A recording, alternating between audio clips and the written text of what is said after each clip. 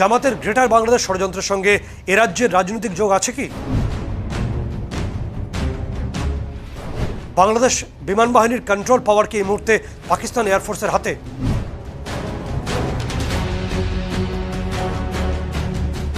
Fighter jet কেনার জন্য ঢাকা কেন ইসলামাবাদকেই বেছে নিল?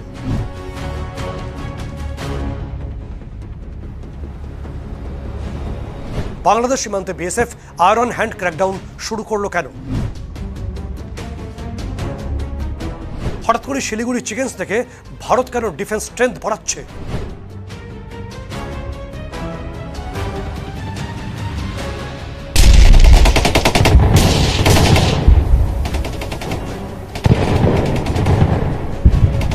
পালাবদলের পরই শহর কলকাতায় কিভাবে এনআইএর জালে উঠে আসলো পাকিস্তানি গুপ্তচর?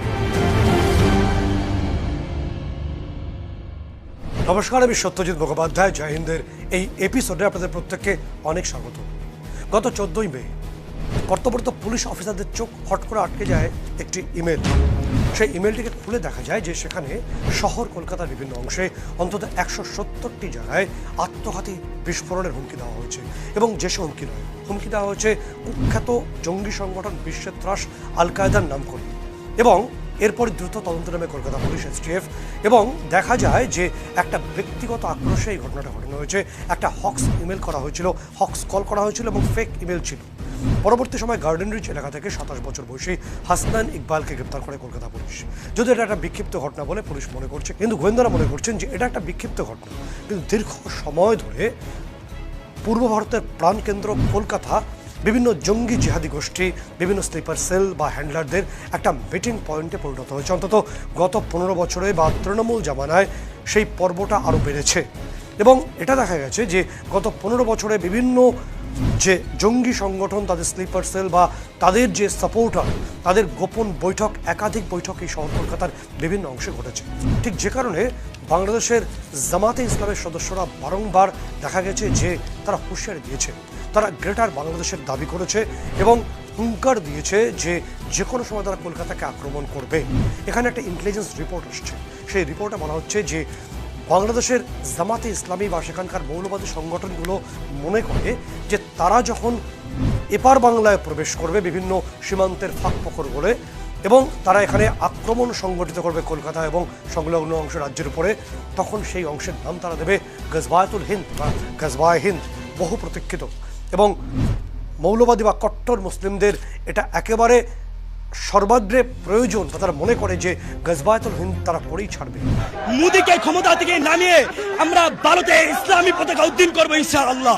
না হলে বাংলাদেশের জনগণ সে গজওয়াতুল হিন্দের ডাক দিবে, ভারতকে স্বাধীন করে টুকরো টুকরো করে দেবে ইনশাআল্লাহ। এবং এই প্রক্রিয়াটা চালাতে গিয়ে জামাতে ইসলাম গত 15 বছর ধরে সীমান্তের বিভিন্ন যে ফাঁক ফোকর আছে সেই অংশগুলোকে ব্যবহার করে অনুপ্রবেশকে বজায় রেখেছিল। এবং জামাতে ইসলাম এটাও মনে করে যখন তারা এই গজবায়াতুল হিন্দ সংগঠিত করবে, তারা এপার বাংলা আক্রমণ চালাবে, তখন এপার বাংলায় ঘাঁটি গেড়ে বসে থাকা তাদের সদস্য সমর্থকরা তাদের সম্পর্কে পজিটিভ মনোভাব পোষণ করে, তারা তাদের সমর্থন করবে সর্বাগ্রে। এই মনোভাব থেকেই যাবতীয়টা সংগঠিত হচ্ছে।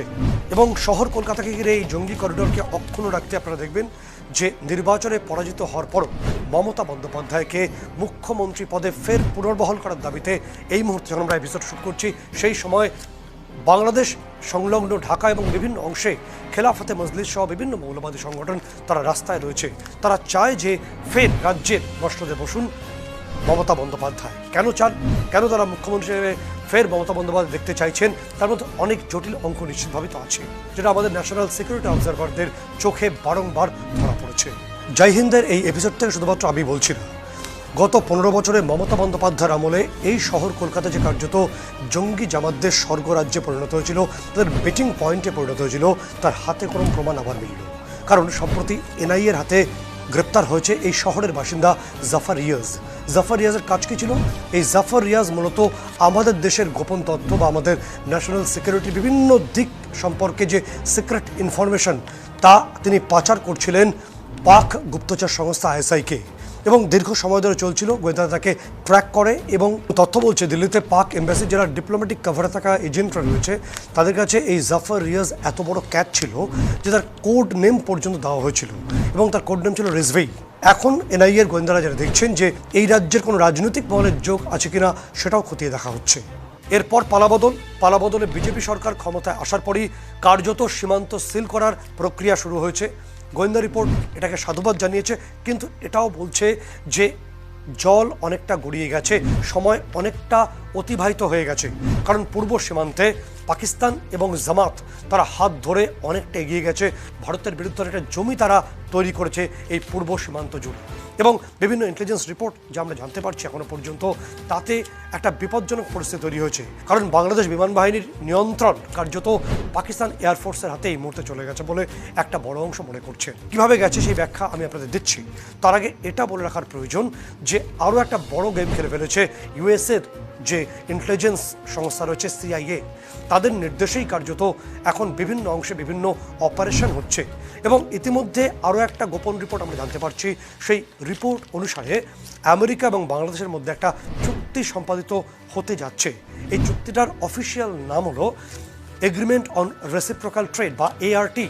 এই এগ্রিমেন্ট অন রেসিপ্রোকাল ট্রেডের মাধ্যমে এখন থেকে যদি সম্পাদিত হয়, সেটা ধরে নেওয়া যায় যে হবে, তাহলে এখন থেকে আমেরিকার যে আর্ম ফোর্স, তাদের নেভিশিল বা তাদের যে এয়ারবোর্ন অর্থাৎ এয়ারফোর্স, তারা তাদের যে লজিস্টিক হাব বা লজিস্টিক ফ্যাসিলিটি পুরোটাই পূর্ব সীমান্তে বাংলাদেশের মাটিকে তারা ব্যবহার করতে পারবে। বাংলাদেশের বিভিন্ন এয়ারবেস, এয়ারপোর্ট বা পোর্টকে তারা ব্যবহার করে তারা এই গোটা প্রক্রিয়াটা করতে পারবে, যেটা অবশ্যই পূর্ব সীমান্তে আমাদের জন্য একটা বড় অশনি সংকেত তৈরি করছে না? অনেকে সেই প্রশ্ন তুলতে শুরু করেছে। এবার প্রশ্ন, সিআইএ কি করছে? সিআইএর নির্দেশে ভারত বাংলাদেশ অর্থাৎ আমাদের পূর্ব সীমান্তে ভীষণভাবে অ্যাক্টিভ হয়েছে পাকিস্তান আর্মি এবং তাদের কুখ্যাত গোয়েন্দা সংস্থা আইএসআই, এবং পূর্ব সীমান্তের বিভিন্ন অংশে তারা মডিউল রেডি করছে বলে বিভিন্ন গোয়েন্দা রিপোর্ট আমাদের কনফার্ম করছে। এখনও পর্যন্ত তথ্য আমরা পাচ্ছি, তার ভিত্তিতে যে ছবিটা উঠে আসছে তা হলো বাংলাদেশের প্রধানমন্ত্রী তারেক রহমান, তিনি চীন সফর সেরে দেশে ফিরলেই পাকিস্তানের প্রধানমন্ত্রী শেহবাজ শরীফ এবং সে দেশের সেনা প্রধান আসিম মুনির তারা 3 দিনের সফরে তারা বাংলাদেশে যেতে পারেন, এই সম্ভাবনা তৈরি হয়েছে। এটা প্রস্তাবিত সফর, এবং এই সফরে গিয়ে যেটা হতে পারে ভীষণ গুরুত্বপূর্ণ এবং দক্ষিণ পূর্ব এশিয়ার ক্ষেত্রে অত্যন্ত অশনি সংকেত তৈরি করতে পারে, তা হলো তারা দুটো বড় চুক্তি করতে চাইবে বাংলাদেশের সঙ্গে। প্রথম চুক্তি হলো বাংলাদেশের যাবতীয় যে অর্ডিন্যান্স ফ্যাক্টরিগুলো আছে তার নিয়ন্ত্রণ বকলমে পাকিস্তান নিজের হাতে নিতে চাইবে সিআইএর নির্দেশে।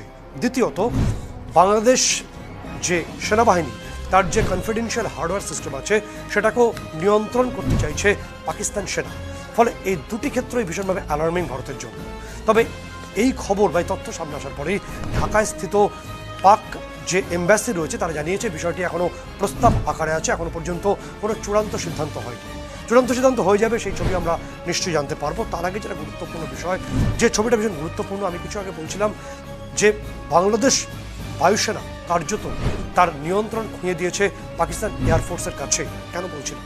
তার কারণ হলো পাকিস্তান এয়ারফোর্সের air vice marshal Aurangzeb Ahmed, তিনি এই মে মাসে তিনি বাংলাদেশ সফরে গেছিলেন। সেখানে গিয়ে তিনি ঠাকুরগাঁও থেকে শুরু করে লালমনিরহাট একাধিক অংশে তিনি অত্যন্ত গোপনে পরিদর্শন করেন এবং সংবেদনশীল অংশগুলো, সেন্সিটিভ এরিয়াগুলোকে তিনি চিহ্নিত করেছেন ইতিমধ্যেই। শুধু সেখানে তিনি থেমে থাকেননি, তিনি একটা অনুষ্ঠানও কমিউনিকেট করেছিলেন। অনুষ্ঠানটির নাম ছিল এয়ার স্টাফ স্টকস, একদমই। এবং এখানে বাংলাদেশ বায়ুসেনার সঙ্গে পাকিস্তান এয়ারফোর্সের আধিকারিকদের একটা মিটিং তিনি করেন। এটা শুধুমাত্র মিটিং ছিল না, এটা ভারতবর্ষের জন্য, দক্ষিণ পূর্ব এশিয়ার জন্য অত্যন্ত বড় একটা বিপদ সংকেত বলে বিশেষজ্ঞরা মনে করছেন, ওয়ার স্ট্র্যাটেজিস্টরা মনে করছেন। কারণ এই এয়ার স্টাফ স্টকসের মাধ্যমে আওরঙ্গজেব আহমেদ, যিনি পাকিস্তান এয়ারফোর্সের স্ট্র্যাটেজিক কমান্ডারও, তিনি ইতিমধ্যেই তাদের JF-17 থান্ডার ব্লক 3 এই ফাইটার জেটটার যে সিমুলেটর ভার্সন সেটা বাংলাদেশ বিমান বাহিনীর হাতে তুলে দিয়েছেন।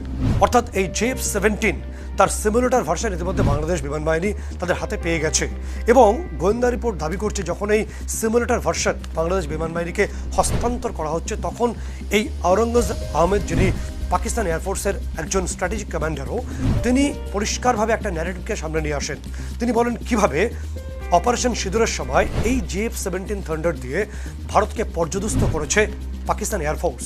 এই ফলস ন্যারেটিভ, এই মিথ্যে তথ্য আওরঙ্গজেব আহমেদ জানান পাকিস্তান বিমান বাহিনীর আধিকারিকদের, এবং আশ্চর্যজনকভাবে বাংলাদেশ বিমান বাহিনীর আধিকারিকরা পাকিস্তান এয়ারফোর্সের যিনি স্ট্র্যাটেজিক কমান্ডার আওরঙ্গজেব আহমেদের এই ভুল তথ্য, এই ফলস ন্যারেটিভকে পুরোপুরি গ্রহণ করেন, তারা কনভিন্সড হন এবং যদি আমরা উল্টো দিক থেকে দেখি তাহলে যে অস্ত্র পাকিস্তান অপারেশন সিঁদুরে ভারতের বিরুদ্ধে ব্যবহার করতে চেয়েছিল সেই অস্ত্রে এখন নিজেদের বলিয়ান করতে চাইছে বাংলাদেশ, এটাই সত্যি। শুধুমাত্র তাই নয়, তারেক রহমানের যে ব্রিটেন কানেকশন আছে তার মাধ্যমে ইতিমধ্যেই বাংলাদেশ একটি অনেক পুরনো এবং প্রায় ঝরতি পড়তি 80-র দশকের একটি যুদ্ধ জাহাজ হাতে পাচ্ছে। সেটি তাদের ইউকের তরফে দেওয়া হচ্ছে সম্পূর্ণ বিনা পয়সা, যেটি তাদের উপকূল ভাগে থাকবে বলে আমাদের একাধিক সূত্র কনফার্ম করছে। এবার যে প্রশ্ন যে সিমুলেটর ভার্সনের অর্থ কী? সিমুলেটর ভার্সন হলো রিয়েল টাইম ওয়ার এক্সপিরিয়েন্স, অর্থাৎ প্রশিক্ষণ যে সমস্ত ফাইটার জেটে দেওয়া হয় সেগুলোর মাধ্যমে রিয়েল টাইম এক্সপিরিয়েন্স পাওয়া যায় না, কিন্তু সিমুলেটর ভার্সন হলো এমন একটা ফাইটার জেট বা এয়ারক্রাফট যেটায় বসে কোনো একজন পাইলট ওয়ার ফিল্ডের বা ওয়ার সিচুয়েশনের রিয়েল টাইম এক্সপিরিয়েন্স করতে পারেন।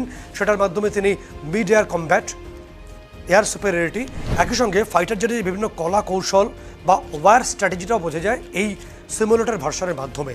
এখনও পর্যন্ত যে তথ্য আমরা জানতে পারছি যে বাংলাদেশের তরফে পাকিস্তানের কাছ থেকে 2টি স্কোয়াড্রন JF-17 এই ফাইটার জেট নেওয়া হচ্ছে, অর্থাৎ 32টি মতো। এবং এই 2টি স্কোয়াড্রন ফাইটার জেট বাংলাদেশ হাতে পেতে পেতে সময় লাগবে 3 থেকে 5 বছর। এই সময়টা অনেকটাই সময়, তাই তার আগে যখন থেকে বাংলাদেশ এই ফাইটার জেট হাতে পাওয়া শুরু করবে তখন থেকে যেন বাংলাদেশ বিমান বাহিনীর পাইলটরা একদম রিয়েল টাইম ওয়ারের এক্সপিরিয়েন্স হাতে পেয়ে যায়, সরাসরি ফাইটার জেটগুলোকে ব্যবহার করতে পারে। তাই আগেভাগেই পাকিস্তান তাদের সিমুলেটর ভার্সন দিয়ে দিচ্ছে, অর্থাৎ ডে 1 থেকে যেন বাংলাদেশ পাকিস্তানের এই ফাইটার জেটকে ব্যবহার করতে পারে, এটাই মূল প্ল্যানিং। অর্থাৎ যে ছবিটা আমরা জানতে পারছি, যে ছবিটা সামনে আসছে, যে জামাতের পরিকল্পনা কি, এখানে গজবায়তুল হিন্দ করবে, বাংলা তারা দখল করবে, গ্রেটার বাংলাদেশ বানাবে, এবং সেটা তাদের মূল পরিকল্পনা ব্লুপ্রিন্ট। তাহলে জামাত তাহলে পাকিস্তানের দেওয়া এই JF-17 ফাইটার জেটে করে এসেই ভারত দখলের পরিকল্পনা করছে, বাংলা দখলের পরিকল্পনা করছে, এমনটাই মনে করা যেতে পারে। কিন্তু ভাবনা এবং বাস্তব দুটো কখনোই এক হয় না, দুটোর মধ্যে বিস্তর ফারাক আছে। তাই বাস্তবটা কি? বাস্তবটা হলো যে JF-17 এটি মূলত এর ইঞ্জিন মূলত তৈরি করে চীনের চেংডু কর্পোরেশন, অর্থাৎ চীনা সংস্থা চেংডু। এবং এটা এই যে JF-17 যে তথ্য আমরা দিচ্ছি আপনাদের, সেটি মূলত পাকিস্তানি ভার্সন, এর চীনা ভার্সনও আছে। এবং কিছুদিন আগে মায়ানমার সরকার চীনের কাছ থেকে 2টি স্কোয়াড্রন এই JF-17 ফাইটার জেট তারা কিনে নেন। এবং পরবর্তী সময় অর্থাৎ 1 থেকে 2 বছরের মধ্যেই মায়ানমার সরকার ফলো করে যে একটি ফাইটার জেটকেও তারা ওড়াতে আর সক্ষম হচ্ছেন না, কারণ ইঞ্জিন ইগনিশন হচ্ছে না। আলটিমেটলি চাইনিজ প্রোডাক্টে যা হাল হয় আপনি বা আমি প্রত্যেকেই সেই তথ্য আমরা জানি, তাই হয়েছে। ফলে তখন মায়ানমার সরকার ভারত সরকারকে একটা অনুরোধ করে যে আপনারা দয়া করে বিষয়টি দেখুন। কিন্তু প্রথমে ভারত সরকার সেভাবে কর্ণপাত না করলো। পরবর্তী সময় যখন মায়ানমারের তরফে একাধিক অনুরোধ আমাদের কাছে পৌঁছয়, তখন আমাদের কলাইকুণ্ডা এয়ারবেস থেকে আমাদের যারা ইঞ্জিনিয়ার আছেন তারা মায়ানমারে পৌঁছে সেখানকার যে JF-17 যেগুলো আলটিমেটলি চাইনিজ ফাইটার জেট, সেগুলোকে তারা পরীক্ষা নিরীক্ষা করে দেখেন। কিছু ফাইটার জেটকে সারানো সম্ভব হয় বা সেগুলোকে রিপেয়ার করা সম্ভব হয়, বাকিগুলোকে এখনও রিপেয়ার করা যায়নি বলে একাধিক তথ্য আমাদের জানাচ্ছে। এবং যে সময় আমাদের ইঞ্জিনিয়াররা এগুলোকে পরীক্ষা নিরীক্ষা করছিলেন, সেই সময় একাধিক চ্যানেলে আমাদের ভারতীয় ইঞ্জিনিয়ারদের হাতে ওই চাইনিজ JF-17 বা যেটা পরবর্তী সময় পাকিস্তানও ব্যবহার করছে সেই JF-17-এর ব্লুপ্রিন্ট আমরা হাতে পেয়ে যাই। সিঙ্গেল ইঞ্জিন বিশিষ্ট JF-17 দিয়ে বাংলাদেশ জামাতরা ভাবছে তারা কলকাতা দখল করবে, তারা বাংলা দখল করবে। আলটিমেটলি কতটা সত্যি হবে সেটা তো বোঝার প্রয়োজন আছে, কারণ সত্যিটা জানার প্রয়োজন আছে। সত্যিটা হলো যে অপারেশন সিঁদুরের সময় যেটা সারা বিশ্ব স্বীকৃত করেছে, যারা সারা বিশ্ব জানে বিষয়টিকে, অপারেশন সিঁদুরের পার্টে আমাদের সুখোই, আমাদের রাফাল, আমাদের S-400 হাতে J-10C, JF-17 শুধুমাত্র এই চীন নির্মিত দুটো ফাইটার জেট নয়, একই সঙ্গে F-16 এই সবগুলোই পাকিস্তান ব্যবহার করেছে আমাদের বিরুদ্ধে। তার মধ্যে একটা বড় অংশের ফাইটার জেটকে আমরা শটডাউন করতে পেরেছি, সংখ্যাটা 19-এর কাছাকাছি। অর্থাৎ বাংলাদেশ যে JF-17 আগামী 5 বছর বা 3 বছর পর থেকে পাওয়া শুরু করবে তার ব্লুপ্রিন্ট আমাদের হাতে, এবং সেই JF-17কে আমরা অলরেডি শটডাউন করে মাটিতে ফেলে দিয়েছি, সেই তথ্য সারা বিশ্ব স্বীকৃত করেছে। ফলে বাংলাদেশ জামাত যদি কোনো মিস অ্যাডভেঞ্চার করার চেষ্টা করে আমাদের বিরুদ্ধে, তাহলে সঙ্গে সঙ্গে তার যোগ্য উত্তর তারা পাবে।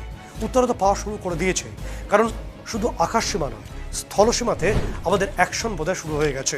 সেই তথ্য আমরা জানতে পারছি, বিভিন্ন ইন্টেলিজেন্স রিপোর্ট, বিভিন্ন সোর্স সেই তথ্য আমাদের কনফার্ম করছে।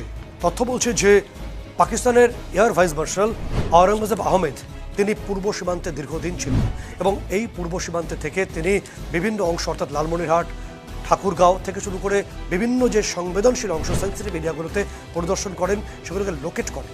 এরপর তিনি চলে যাওয়ার পরই সেই অংশ থেকেই ভারতে অনুপ্রবেশের চেষ্টা করে জামাতের সদস্য সমর্থকরা, একদম ঠিক শুনছেন। এবং সেই সময় আমাদের তরফে বর্ডার সিকিউরিটি ফোর্স, যাদের ইতিমধ্যেই গ্রিন সিগন্যাল দেওয়া হয়েছে, তারা আয়রন হ্যান্ড ক্র্যাকডাউন শুরু করে, একদমই ঠিক শুনছেন। এবং শিলিগুড়ি করিডোরের ঠিক নিচেই রয়েছে লালমনিরহাট এয়ারবেস, যা দিয়ে বাংলাদেশ আমাদের মাঝে রক্তচক্ষু দেখায়। সেখান থেকে জামাতিরা আমাদের দেশে প্রবেশের বা অনুপ্রবেশের চেষ্টা করে, প্রথমে প্রতিহত করার চেষ্টা হয়। তারপর যখন তারা আক্রমণ শানায়, সঙ্গে সঙ্গে বিএসএফ তাদের আয়রন হ্যান্ড ক্র্যাকডাউনের মাধ্যমে নিকেশ করে দেয় জামাতি সদস্য সমর্থকদের। শুধুমাত্র বাংলা সীমান্তে নয়, প্রায় একই সময় এই ঘটনাটি ঘটেছে ত্রিপুরা সীমান্তেও। অর্থাৎ মোটের উপর দেখলে অসম, ত্রিপুরা এবং বাংলা এই অংশ দিয়ে জামাতে ইসলামের সদস্যরা ভারতকে বিভিন্নভাবে আক্রমণের চেষ্টা করছে, যেটাকে কড়া হাতে দমন করা হচ্ছে বিএসএফের তরফে। একদম সরাসরি মাটিতে শুয়ে দেওয়া হচ্ছে জামাতিদের। আশঙ্কার জাল আরও বড় হচ্ছে জামাতিদের জন্য, কারণ যে লালমনিরহাট দিয়ে মাঝে মধ্যেই রক্তচক্ষু দেখানো হচ্ছিল, সেই লালমনিরহাট, সেই ঠাকুরগাঁওকে কার্যতকে ঘিরে ফেলা হচ্ছে। তার কারণ ইতিমধ্যেই 120 একর জমি দেওয়া হয়েছে শিলিগুড়ি করিডোর বা চিকেন স্নেককে, এবং সেন্ট্রাল হাতে সেই জমি হস্তান্তর করা হয়েছে। এবং এই 120 একর জমি জুড়ে তৈরি হবে আমাদের military hub, military logistic hub তৈরি হবে, মিলিটারি করিডোর সেখানে তৈরি হচ্ছে, প্রচুর পরিমাণে ডিফেন্স স্ট্রেংথ সেখানে বাড়ানো হবে। তার পাশাপাশি সেখানে বিএসএফের মুভমেন্টকে আরও বাড়ানো হচ্ছে, এবং একই সঙ্গে অনেকগুলো ন্যাশনাল হাইওয়েকে আরও চওড়া করে তার অপারেশনাল যে পাওয়ার পয়েন্ট, সেটাও তৈরি করা হচ্ছে 120 একর জমির মধ্যে। সুতরাং মোটের উপর বিশেষজ্ঞরা মনে করছেন যে যদি প্রয়োজন হয় লালমনিরহাট বা ঠাকুরগাঁও বা অন্যান্য যে এয়ারবেসগুলোকে আরও ঘিরে ফেলার প্রয়োজন হয়, তাহলে ভবিষ্যতে এমনও হতে পারে এই যে নতুন করে 120 একর জমি যেটা চিকেন স্নেককে বরাদ্দ করা হলো, এখানে আমাদের ফাইটার জেট খুব দ্রুত অবতরণ করবে, এরকম পরিস্থিতি, এরকম সিস্টেম আমরা তৈরি করছি। এবং একই সঙ্গে আমাদের মিলিটারি লজিস্টিক হাবের মাধ্যমে অনেক বেশি ডিফেন্স স্ট্রেংথ এখানে মোতায়েন করছি। তাহলে আপনারা ভবিষ্যতে নিশ্চয়ই বুঝতে পারছেন, আমাদের স্ট্র্যাটেজি নিশ্চয়ই বুঝতে পারছেন যে কেন আমরা করছি এটা। বাংলাদেশ যদি কোনো মিসঅ্যাডভেঞ্চারের চেষ্টা করে, সেখানকার জামাতিরা তার যোগ্য উত্তর কয়েক সেকেন্ডের মধ্যে পাবে। আর মাঝে মধ্যে যে আমাদের 7 সিস্টারকে নিয়ে হুমকি শোনা যায়, হুঁশিয়ারি শোনা যায়, আপনারাও শুনেছেন। এবং রিসেন্টলি ঢাকার যে অভিজাত হোটেল, যেখানে বসে 7 সিস্টারকে ডিস্টার্ব করার একটা প্ল্যানিং পাকিস্তানের আইএসআই এবং বাংলাদেশ গোয়েন্দা বাহিনীর একাংশ তৈরি করেছে বলে একাধিক রিপোর্ট আমরা জানতে পেরেছি। সেই তথ্যে আরও একটা গুরুত্বপূর্ণ বিষয় আপনাদের জানিয়ে রাখবো যে ইতিমধ্যেই বাংলাদেশের অন্যতম থ্রেট মায়ানমার, তাদের রাখাইন যে প্রদেশ, নবগঠিত যে প্রদেশ তৈরি হয়েছে, সেই প্রদেশের সঙ্গে সংযুক্ত করা হয়েছে বাংলাদেশের দক্ষিণ পূর্ব অংশ অর্থাৎ চট্টগ্রামকে। একদমই তাই, ঠিক শুনছেন। এবং সেখানকার অন্যতম নেতা ভ্যান ইউ কুন্দলা তার ভেরিফাইড পেজে এই চট্টগ্রামকে নিয়ে এই বৃহৎ রাখাইন প্রদেশের ব্যাপ্তি এখন সারা বিশ্বের কাছে রাখা হয়েছে। এরপরই আতঙ্কের চোরা স্রোত বইছে যমুনা ভবনে, ঢাকার বিভিন্ন অংশে। আমরা চাই ঢাকা, নয়াদিল্লি সৌভাতৃত্ব গড়ে উঠুক, কিন্তু যেভাবে জামাতকে এন্টারটেন করা হচ্ছে, জামাতকে দিয়ে অনুপ্রবেশের চেষ্টা করানো হচ্ছে, জামাতকে দিয়ে বাংলা ভাঙার চেষ্টা করা হচ্ছে, তাকে কড়া হাতে দমন করবে আমাদের বর্ডার সিকিউরিটি ফোর্স থেকে একাধিক এজেন্সি এবং অন্যান্য এজেন্সিরা। আরও একটা গুরুত্বপূর্ণ ইনফরমেশন আপনাদের জানিয়ে রাখি। ইনফরমেশনটি হলো 9ই মে যখন আমাদের বাংলায় শপথ গ্রহণ চলছে, সেই সময় রাশিয়ার দুটি বিগ কার্গো প্লেন সেটা কলকাতা বিমানবন্দরে অবতরণ করে। এবং সেই কার্গো ফ্লাইটের পেটে কী এসেছিল জানেন? তার পেটে এসেছিল ভারতবর্ষের 5ম S-400 ইউনিটটি। এবং সেটি যে তথ্য আমরা জানতে পারছি, বিভিন্ন সোর্স আমাদের কনফার্ম করছে, শহর কলকাতার একটি অংশে সেটাকে অ্যাসেম্বল করা হচ্ছে। করার পর সেটাকে মোতায়েন করা হবে ভারতের শত্রু দেশের সীমান্তে, পূর্ব সীমান্তে।